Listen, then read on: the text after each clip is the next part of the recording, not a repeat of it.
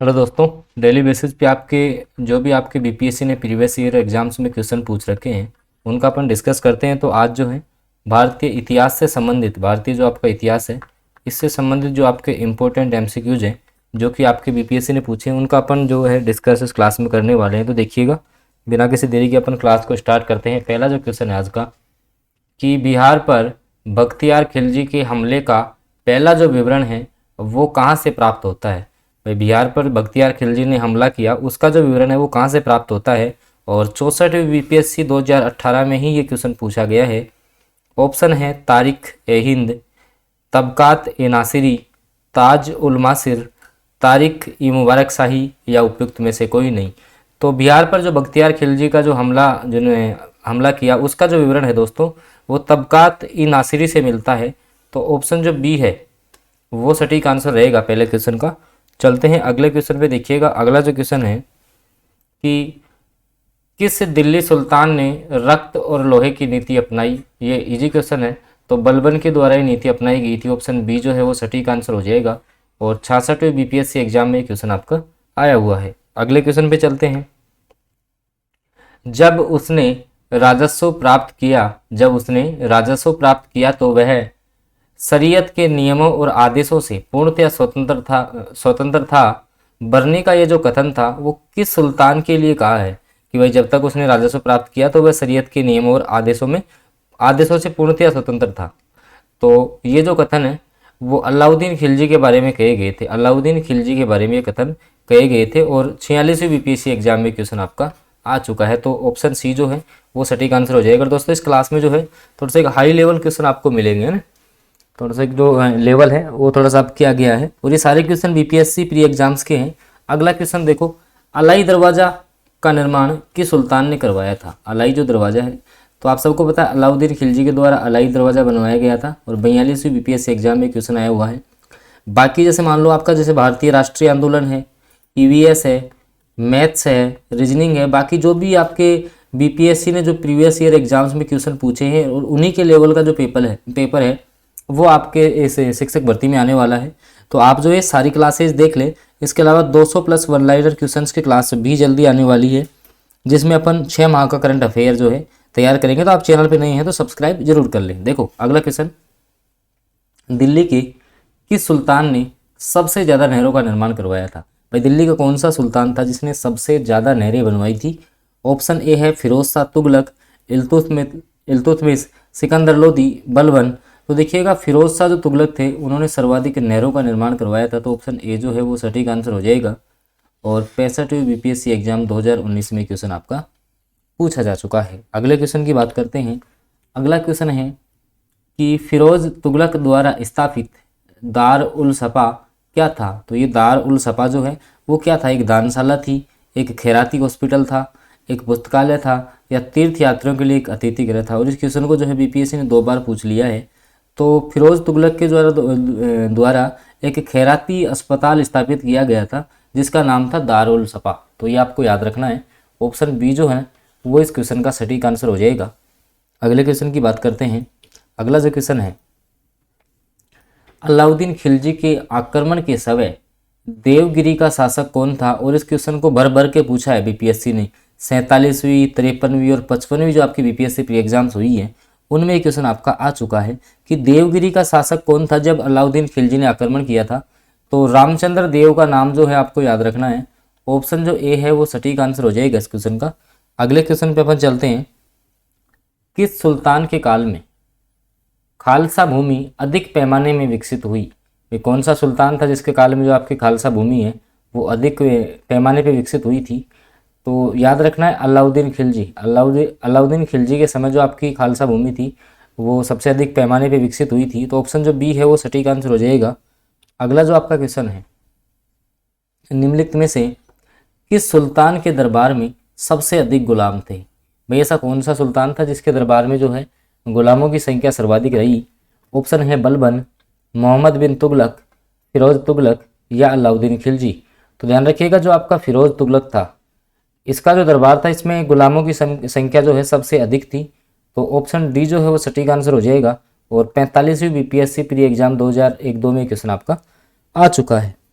दोस्तों फिर मैं बता दूं कि डेली बेसिस पे आपकी पीवाईक्यू की क्लास हो रही है और बाकी क्लासेज भी आप देख के जाएं, क्योंकि आपको यहाँ से जो है पेपर का लेवल पता लग जाएगा, किस लेवल के क्वेश्चन बीपीएससी आपसे पूछ रहा है। बार बार आपको एक ही चीज़ के लिए इन्फॉर्म किया जा रहा है कि ये क्लासेज आप जरूर देख लें, जितना आप रिवाइज कर सकेंगे आपके लिए बेस्ट रहेगा। अगला क्वेश्चन, विजयनगर साम्राज्य के वित्तीय व्यवस्था की मुख्य विशेषता क्या थी? विजयनगर जो आपका साम्राज्य है वहाँ की जो वित्तीय व्यवस्था थी इसकी मुख्य विशेषता क्या थी? अधिशेष लगान, भू राजस्व, बंदरगाहों से आमदनी या मुद्रा प्रणाली।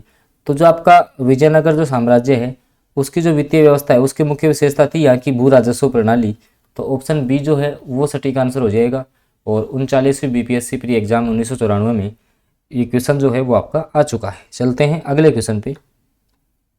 अगला जो क्वेश्चन है दोस्तों, तबकात ए नासिरी का लेखक कौन था? आपको बताना है तबकात ए जो नासिरी है इसका लेखक कौन था। ऑप्शन है शेख जमालुद्दीन, अलबरूनी, जियाउद्दीन बर्नी या मनहाज उस्तिहाज। तो तबकात ए जो नासिरी थी इसके जो लेखक थे वो हैं आपके मिनहाज उस सिराज का नाम आपको याद रखना है। ऑप्शन सी जो है वो करेक्ट आंसर हो जाएगा। और 42वीं बीपीएससी प्री एग्जाम 1997-98 में क्वेश्चन आपका पूछा जा चुका है। चलते हैं अगले क्वेश्चन पे। अगला क्वेश्चन है कि निम्नलिखित में से किस सुल्तान ने निजामुद्दीन औलिया से भेंट करने से इनकार कर दिया था? भाई ऐसा कौन सा सुल्तान था जिसने जो निजामुद्दीन औलिया थे उनसे भेंट करने से इनकार कर दिया था? तो ऑप्शन जो बी है अलाउद्दीन जो खिलजी थे इन्होंने साफ साफ मना कर दिया कि मैं जो है निजामुद्दीन औलिया से भेंट स्वीकार ही नहीं करूँगा, मिलना ही पसंद नहीं करूँगा इनसे। तो अलाउद्दीन खिलजी का नाम आपको याद रखना है। ऑप्शन बी जो है वो सटीक आंसर हो जाएगा। और 44वीं बीपीएससी एग्जाम में क्वेश्चन आपका आ चुका है। दोस्तों क्लास आपको अच्छी लग रही हो तो इसको आप लाइक जरूर कर दें। चैनल पर फर्स्ट बार जुड़े हैं तो सब्सक्राइब भी कर लें और साथ में आप बेल नोटिफिकेशन ऑन करोगे तो आपको आगे की जो क्लासेज है उनकी अपडेट भी मिलती रहेगी। अगला क्वेश्चन, निम्नलिखित में से किसने अपने बादशाह पति के लिए मकबरे का निर्माण करवाया था? किसने जो है अपने पति के लिए मकबरे का निर्माण करवाया था? शाह बेगम ने या हाजी बेगम ने या मुमताज़ महल बेगम ने या नूरुनिसा बेगम ने? तो अपने बादशाह पति के लिए जो मकबरे का निर्माण करवाया था दोस्तों वो करवाया था हाजी बेगम ने। इसको कहीं जो है बादशाह से अधिक प्यार था तो इसने जो है मकबरे का निर्माण करवाया था। 48वीं और 52वीं बीपीएससी प्री एग्जाम 2008 में ये क्वेश्चन आपका पूछा जा चुका है। तो ऑप्शन जो बी है वो सटीक आंसर हो जाएगा इस क्वेश्चन का। चलते हैं अगले क्वेश्चन पे। अगला जो आपका क्वेश्चन है और काफ़ी फेमस क्वेश्चन है कि हुमायूं नामा जो है इसकी रचना किसने की थी? हुमायूं नामा जो है इसकी रचना किसके द्वारा की गई थी? 42वीं बीपीएससी में आया हुआ क्वेश्चन है। ऑप्शन बाबर, हुमायूं, जहांगीर या गुलबदन बेगम। तो हुमायूं नामा की जो रचना है दोस्तों गुलबदन बेगम के द्वारा की गई थी। ऑप्शन सी जो है वो सटीक आंसर हो जाएगा। और दोस्तों आप जो है जैसे ईवीएस के क्वेश्चन आएंगे तो बीपीएससी ने कौन से ईवीएस के क्वेश्चन आपके प्रीवियस ईयर एग्जाम्स में पूछे हैं, मैथ्स के कैसे क्वेश्चन वो पूछता है, रीजनिंग के किस लेवल तक के क्वेश्चन आपको देता है, इन सब का आइडिया लगेगा आपको पीवाईक्यू क्लासे जो पीवाईक्यू क्वेश्चन है उनके माध्यम से, और वो डेली बेसिस पे आपके हो रहे हैं। तो आप सारी क्लासेज जरूर देखें। अगला क्वेश्चन, अकबर ने बंगाल और बिहार को मुगल साम्राज्य में कब मिलाया था? भाई अकबर के द्वारा बंगाल और जो बिहार था उसको मुगल साम्राज्य में कब मिला लिया गया था? 1590, 1576, 1575 या 1572।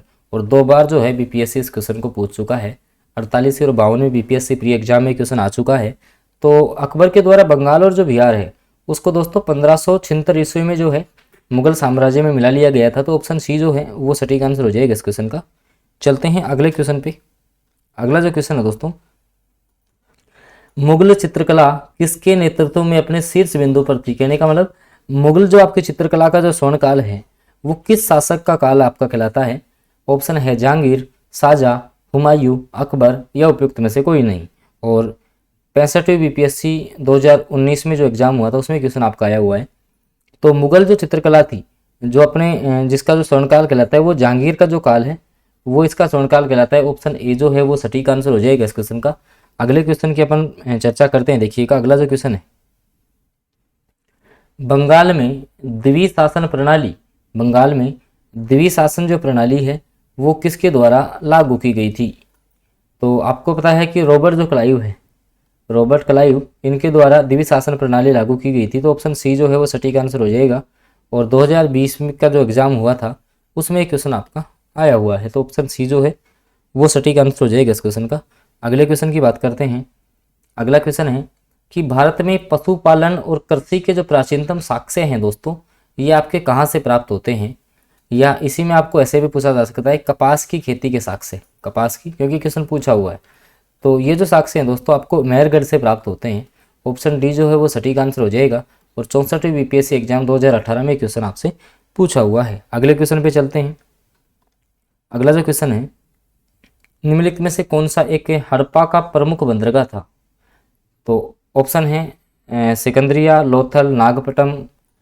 तो इसका जो करेक्ट आंसर है वो रहेगा आपका लोथल। और लोथल है आपका गुजरात में, ये भी आपको याद रखना है। 2 बार बीपीएससी ने क्वेश्चन आपको पूछा हुआ है।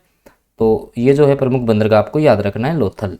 अगला क्वेश्चन दोस्तों, अजात शत्रु के वंश का क्या नाम था? भाई जो अजात शत्रु था इसका वंश कौन सा था?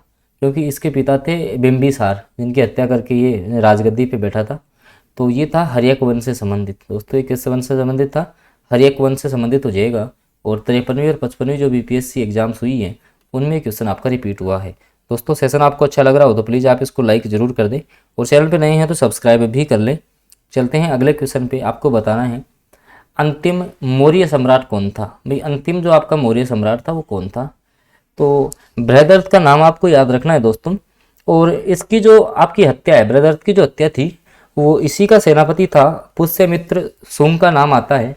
तो उन्होंने इसकी हत्या कर दी थी और मौर्य जो साम्राज्य था उसका अंत हो गया था। तो अंतिम सम्राट था आपका बृहदर्थ, इसका नाम भी आपको याद रखना है। और 48वीं और 52वीं जो बीपीएससी प्री एग्जाम्स हुई है उनमें ये क्वेश्चन जो है आपका पूछा जा चुका है। अगले क्वेश्चन की बात कर लेते हैं। अगला क्वेश्चन आपको बताना है कि निम्नलिखित राजाओं में किसका जैन धर्म के प्रति भारी झुकाव था? तो खारवेल का नाम आपको याद रखना है। ऑप्शन सी जो है वो सटीक आंसर हो जाएगा। और इस क्वेश्चन को भी जो है बीपीएससी 2 बार आपसे प्रीवियस ईयर एग्जाम्स में पूछ चुका है। अगला क्वेश्चन दोस्तों, हर्षवर्धन के शासनकाल में किस चीनी यात्री ने भारत की यात्रा की थी? मैं कौन सा चीनी यात्री था जो हर्षवर्धन के काल में भारत आया था? तो हेनसेंग का नाम आपको याद रखना है। हेनसांग जो है वो हर्षवर्धन के काल में भारत आया था। ऑप्शन बी जो है वो सटीक आंसर हो जाएगा। और 56वीं और 59वीं बीपीएससी जो प्री एग्जाम्स हुई है उनमें ये क्वेश्चन आपका पूछा जा चुका है। अगला जो आपका क्वेश्चन है दोस्तों, अशोक के शासनकाल में बौद्ध सभा किस नगर में आयोजित की गई थी? आपको पता है कि अशोक के समय जो है तीसरी बौद्ध संगति हुई थी। तो ये जो है पाटलिपुत्र में आयोजित की गई थी। ऑप्शन बी जो है वो सटीक आंसर हो जाएगा। और 44वीं बीपीएससी एग्जाम में ये क्वेश्चन आपका आया हुआ है। तो दोस्तों ये कुछ क्वेश्चंस थे भारतीय इतिहास से संबंधित जो अपन ने कवर किए हैं। अगर क्वेश्चंस का लेवल आपको अच्छा लगा हो तो प्लीज़ आप वीडियो को लाइक जरूर कर दें। चैनल पे नए हैं तो आप सब्सक्राइब भी कर लेंगे। साथ में बेल नोटिफिकेशन को ऑन कर लीजिए ताकि आगे आने वाली करंट अफेयर्स, मैथ्स या अन्य सब्जेक्ट्स की जो क्लास हैं उनकी अपडेट आपको रेगुलर मिलती रहे। धन्यवाद।